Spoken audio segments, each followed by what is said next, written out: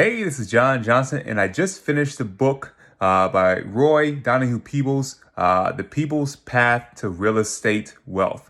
I believe that's the title of the book. I'll put in the actual title to this. But overall, decent book. The author goes through a good amount of history when it comes to real estate, when it comes to real estate values. He also speaks a ton about mortgages in the book, commercial properties. Hey, this is Levi. It's my son. But yeah, the author went through a lot when it comes to about the entire process. I mean, he started off as an appraiser. His mother owned an appraisal company, so he started off in the business. He got to be able to work around the business a good amount, and a great way to start is in the appraisal because you get to learn about property valuations. After that, I believe he owned his own business somewhere in the business as well. And then he was able to, with some knowledge, some aggressiveness of programs and whatnot, to start buying some smaller properties, start buying some bigger properties, developing on some properties, selling. Just a very savvy guy. Overall, some of the keys that I took from the book. Step one, I highly recommend, if you're able to buy one primary property, and this is not what's talking about, this is what I'm teaching. If you're able to buy one primary property, then you're able to pay that off. You're good enough, in my opinion. You don't need tons and tons of properties, etc. But if you're trying to play this game, it's very tough just to come into it cold and learn how to play the game and be successful at it.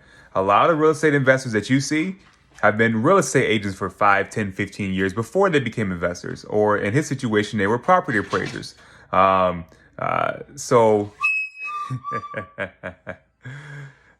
loves the recorder.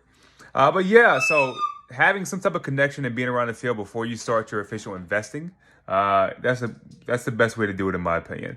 Step two, author's very aggressive. He will do and say anything he can to be able to get the deal. He teaches that banks pretty much are like the enemies, and that you should use them, but fight for them on everything. That's what he's teaching. He's teaching you to fight for them in the beginning when you're first getting a loan. He teaches you if whatever you're trying to buy, if it's not going well, if you're trying to develop a project, if that's not going well, fight the banks again, threaten suing. He really teaches a lot of aggressive tactics. End of the book, like the last 5% of it, he does, tell you about, because this book was written in 2008. It was written during the mortgage crisis. So it was, he was trying to teach a lot of people how to find deals. So this book is not going to be relevant to a lot of people in today's market right now, just because we're not seeing that there's going to be a mortgage crisis anytime soon, or a home crisis anytime soon. But he does teach a lot of tactics on how to be able to find deals when you are in that market. And then if you are already a homeowner, he gives you kind of some advice and some knowledge on, like, it's not the worst thing in the world to be able to have to foreclose on your property, things of that nature. My main advice, side note to the book, is definitely speak to your lenders. You don't have to treat them as a bad guy. If you're trying to be like him, you're trying to get everything for a deal, and you're trying to make these really huge profits, and you have tons of knowledge in the business, yeah, you can kind of see him that way, and you can fight for everything. But if you're your average Joe Schmo, I don't see this as working out for a majority of people.